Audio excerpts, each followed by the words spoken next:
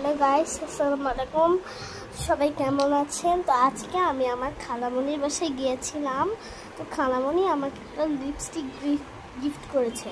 তো আমি আপনাদেরকে এখন দেখাবো লিপস্টিকটা কেমন।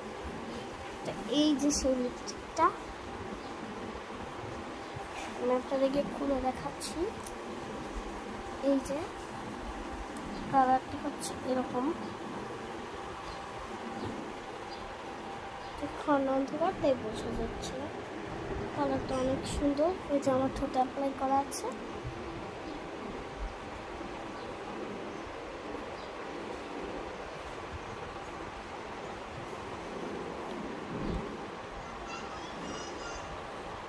আপনারা ব্লাশ হিসাবে এটাকে ইউজ করতে পারবেন।